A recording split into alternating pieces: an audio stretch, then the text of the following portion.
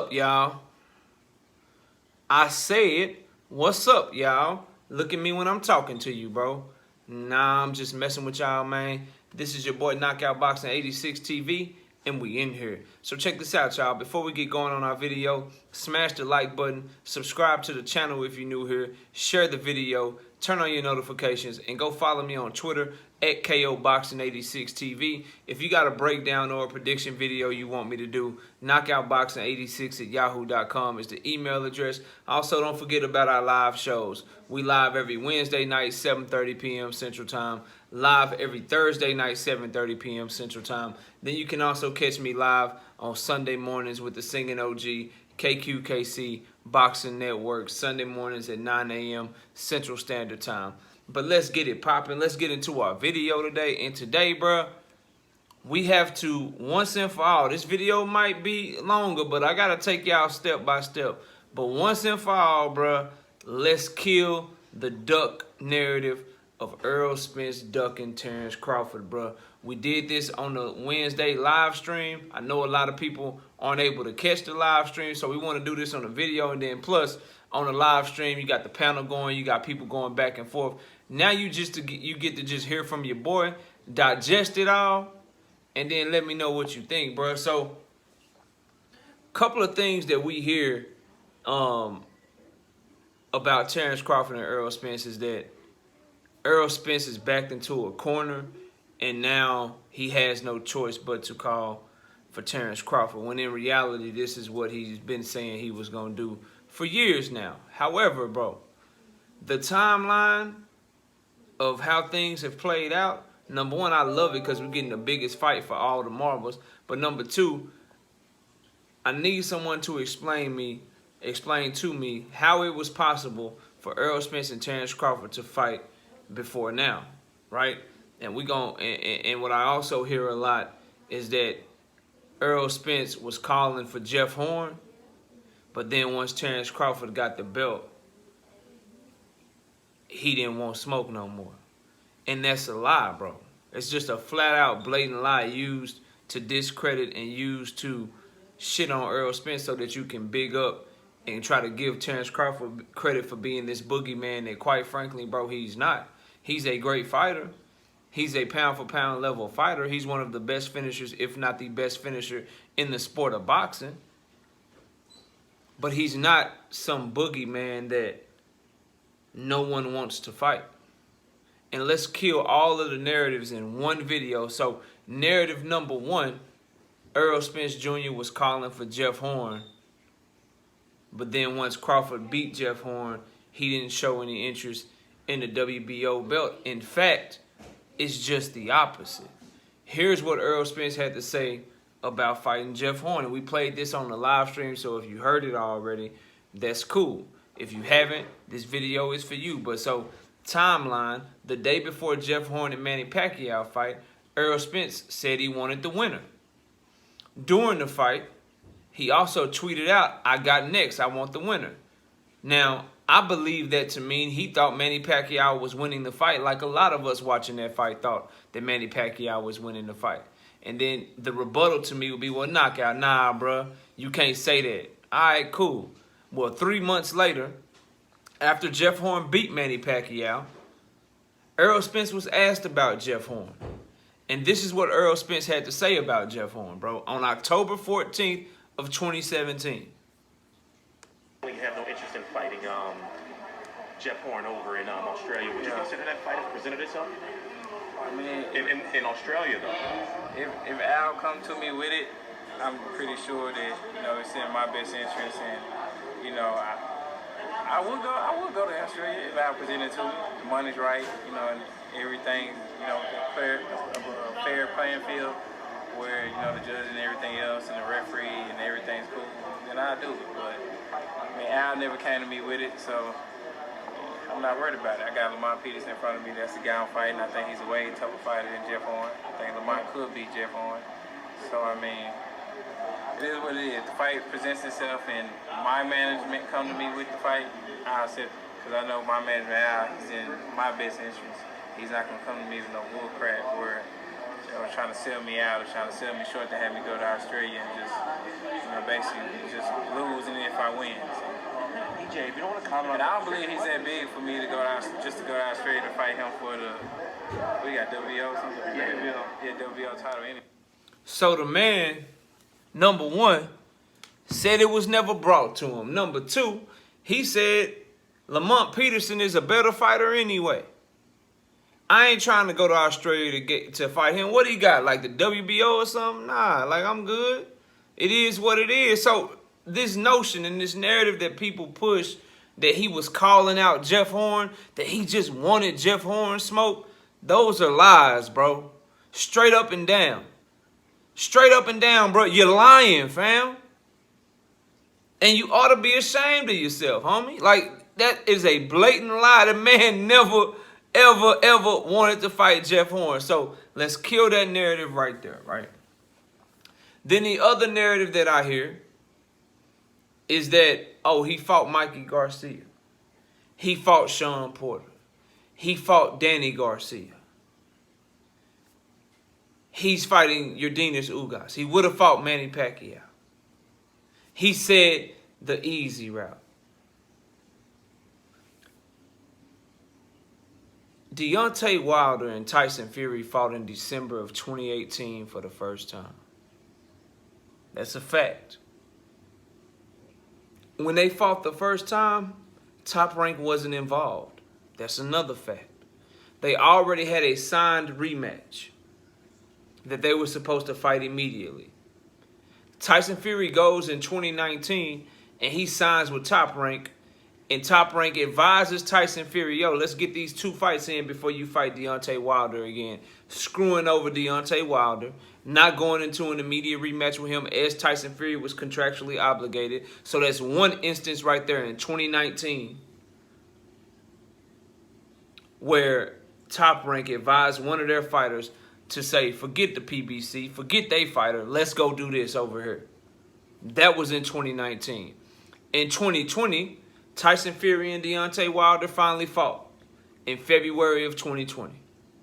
Tyson Fury beat Deontay Wilder, but they had a third rematch that was supposed to be entered into immediately. Top Rank again in 2020 advised their fighter Tyson Fury to try to find a way to pull out of his contractual obligations with a PBC fighter in Deontay Wilder. And see, this is where Terence Crawford fanboys, bro, you should probably pay attention to the whole sport. You should probably get a lay of the land to understand what's going on. So you got one entity that is telling their fighter to continuously not honor your contract, not honor your contract, screw them over, screw them over. So then in turn, why would the person whose fighters keep getting screwed over because you're telling Tyson Fury to do some shit he shouldn't do instead of just honoring what he signs and honor his contracts? Why would they then be like, okay, you telling him to screw us over right here, but over there, let's go make the biggest fight possible? You telling them to pull out of the Deontay Wilder fight in 2019 and go do this and go do that. But hey, while you doing that, while you telling him to do something else and screw our fighter out of a fight that he was contractually obligated to fight in the first place, when you jumped in, you told him to do this. Let's go over here and let's do some good business and make this Terence Crawford and Errol Spence fight. So when Terence Crawford say it's the politics, I know that Errol Spence wants to fight just as bad as me. That's what he talking about, bro. If you paying attention. Then in the beginning of 2019, they couldn't fight anyway because they had a fight around the same time. Errol Spence fought Mikey Garcia in March. Terence Crawford already had his Amir Khan fight in 2019 in like April or some shit, like 2 or 3 weeks later after Errol Spence fought. Those fights were signed around the same time. Then later on in the year, Errol Spence unified with Sean Porter. Mind you, again, the PBC has Sean Porter, Danny Garcia, Manny Pacquiao, Keith Thurman. They have all those fighters over there. So it's a duck to y'all that Errol Spence wanted to go the easy route, fight those fighters, instead of fighting Terence Crawford because Top Rank and Bob Arum was trying to screw PBC left and right, bro. So when Terence Crawford says Bob Arum couldn't get me the fights that I wanted, and he blames Bob, y'all don't listen to that. When he says I know that Errol Spence wants to fight just as bad as me, y'all don't listen to that. I guarantee y'all, bro. Any one of y'all, let's say you got weed and you got alcohol. You got somebody right now that you in business with and they screw you over on a weed deal, a cannabis deal. Are you then going to be like, hey, you screwed me over on the cannabis, but let's go do some deal with this liquor over here? You're not going to do that shit, bro. You're not. It makes no sense, bro. Then after the second Tyson Fury and Deontay Wilder fight, they had to go to arbitration between PBC, Top Rank. They having to spend lawyer money and shit because Bob Arum and Top Rank were telling Tyson Fury, let's go do this Anthony Joshua shit. Forget that contract. It's void. It expired. Don't worry about that shit. But y'all are saying that Errol Spence is ducking Terence Crawford because the fight didn't get made. So the PBC and Top Rank supposed to come together, make Spence and Crawford, while PBC is suing Top Rank because they telling Tyson Fury that he don't have to honor his contract. Who would do that? Who would go into business with somebody who's already trying to screw them over, bro? Who? But y'all want to blame the fighter and shit. When the fighters ain't even blaming each other. They ain't blaming each other, but you want to blame the fighter. The logic on some of you dudes, bro, just be baffling, bro. It's funny to listen to. You tell blatant lies. Errol Spence was calling for Jeff Horn. He wanted to fight Jeff Horn. Why ain't he want to fight Terence Crawford, bro? He never wanted to fight Jeff Horn. I can play a receipt like that, and I guarantee y'all, somebody gonna be in my comment section of this video still saying that Errol Spence was ducking because he wanted to fight Jeff Horn when he never wanted to fight Jeff Horn. You can go look up that Tyson Fury and Deontay Wilder fought in 2018. Tyson Fury was not signed to Top Rank. You can go look up that the moment that Top Rank got into the picture, they told Tyson Fury, let's go get these two other fights first. Don't honor your contract with Deontay Wilder. All through 2019, that's what Tyson Fury was doing. Making Deontay Wilder wait. You can look up and you can see, yeah, Tyson Fury and Deontay Wilder fought in February of 2020. Yeah, Tyson Fury and Deontay Wilder, Tyson Fury tried to get out of that contract. You can see all of that shit. With your own eyes, know that it's true. But hey, man, PBC, man, Earl, man, they still should have made the fight with Bud. They still should have fought Bud. PBC should have still been trying to do deals with Top Rank. They still should have been trying to do deals with Top Rank, bro. Y'all boy are funny, man. That's why when I do stuff like, yo, when I do a live stream on Wednesday, if you said Errol Spence was ducking, show up. None of you dudes show up. A couple of you hop in the chat and get cooked and then leave. But nobody want to click the link, though. Because y'all know y'all full of shit, bro. Neither one of these fighters scared of each other. Then we skip all that, bro. Like we show you how business-wise they was never going to do that shit. Business-wise, the shit don't make sense. Ain't nobody doing deals with people that's screwing them over, bro. Nobody. So the fight was unrealistic in 2019. It was unrealistic in 2020. And in 2021, the very fight when Bud Crawford fans thought that Bud Crawford was getting the Manny Pacquiao fight, they was excited. It was a good fight. Never once was they like, yo, Bud Crawford is ducking Errol Spence because he won't fight Manny Pacquiao. But the moment that Errol Spence got the Manny Pacquiao fight before his eye injury, all of a sudden he ducking Terence Crawford by fighting Manny Pacquiao. He ducking Terence Crawford by fighting Manny Pacquiao. That's like saying David Benavidez is ducking Jamal Charlo because he's fighting Canelo Alvarez. When somebody like Manny Pacquiao at welterweight, or Canelo Alvarez, super middleweight, 175 pounds, or Tank Davis, 135, 140. If they call your phone trying to make a fight with you, bro, it don't matter what you got going on. You taking that fight because that's the most exposure. That's the biggest money. Yet still some of you dudes was calling the man a duck because you got the Manny Pacquiao fight. He injures his eye. He injures his eye. Comes back, fights a champion. And Urdinas Ugas. And now y'all calling that man a cherry pick, bro. Now Urdinas Ugas is a C-level fighter. But Bo Mack is on record, bro. Bo Mack himself, Terence Crawford's trainer, disagrees with you, bro. His trainer said Urdinas Ugas is a savage. Ugas can fight. He tough. He give a lot of these dudes problems. Until Errol Spence go make him look like that. Now he ain't shit to Terence Crawford fans. Now he is C-level fighter. He ain't Bud.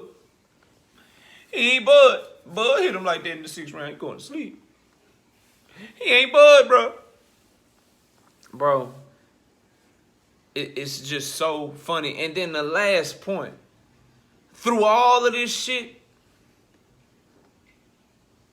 you can't really find no inconsistencies. Because Errol Spence doing what he said he was going to do. He said years ago, bro, look, why won't I go the easy route first?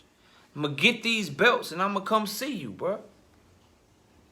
And this man done collected belt after belt after belt. And then the moment that Terence Crawford was next in line, this man said, when I get the 3rd strap, we going to see who holding up what. He already had the shirts made, bro. He already had a designer making memes and shit for when he beat Urdinas Ugas. And the moment that he beat him, he didn't wait a week. He didn't wait 2 weeks. The very first interview, after becoming the 3-belt unified champion, he started calling for Undisputed, and he's calling for it now. And he just guaranteed us the fight, and that's the only fight he want next. This been a plan all along. If you don't like the plan, you don't like the plan. But calling the man a duck like he's scared of some smoke, that shit make no sense. And then another thing that y'all, while I'm shitting on narratives, and I know I'm on y'all neck right now, my foot is just on your neck. While I'm shitting on narratives, let's shit on one more narrative. These dudes ask for their most money to fight Bud because they know Bud gonna knock them out. Keith Thurman asked for $10 million because $10 million he know Bud gonna retire him. Bud gonna knock him out. Sean Porter asked for more money. He overpricing himself because he know Bud gonna knock him out. Manny Pacquiao asked for $40 million because Manny Pacquiao know Bud gonna knock him out. Bud is that dude. So why is Bud Crawford asking for the most money he ever fought to fight Errol Spence?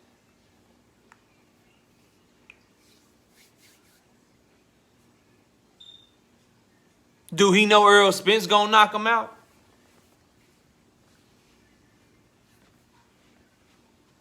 That's what it meant for Bud, right? Danny Garcia overpriced himself, didn't want to negotiate. That's what y'all tell me. He wanted more money because he knew Bud Crawford was going to smash on him. Amir Khan wanted more money because he knew Bud Crawford was going to smash on him. Keith Thurman wanted more money because he knew Bud Crawford was going to smash on him. So why does Bud Crawford want more money to fight Errol Spence? Is it because he know Errol Spence going to smash on him? Y'all tell me down in the comment section, bro. Y'all can't see me, dog. That's why you don't show up. That's why you don't show up. And when you do show up, quiet as a church mouse, bro. Bro, listen. I'm on y'all neck all the way to the fight. I don't give a damn what the topic is. I don't give a damn which show it is. Just come through and say, drop the link. That's it. And we let you talk over here. But that's all I got, man. You know what I'm saying? Y'all comment down below. Let me know what you think. We killing narratives, bro. All these fake-ass narratives floating around here, bro, your boy gonna crush them. We squashing that shit. So I better not hear nobody else talking about some Jeff Horn shit. I don't want to hear nobody else talking about no ducking shit. And if you are still on that ducking shit, come see me. Come see me so I can make a fool out you. But that's all I got, man. You know what I'm saying? Y'all comment down below. Smash the like, subscribe to the channel, share the video, turn on your notifications. Go follow me on Twitter at KOBoxing86TV. If you got a breakdown or a prediction video you want me to do, knockoutboxing86@yahoo.com is the email address. Don't forget about our live shows. Live every Wednesday night, 7:30 p.m. Central Time. Live every Thursday night, 7:30 p.m. Central Time. You can also catch me live every Sunday morning, 9 a.m. Central Standard Time with the singing OG KQKC Boxing Network. I appreciate y'all watching the video. Enjoy the rest of your day. And with that, we out of here. Peace, y'all.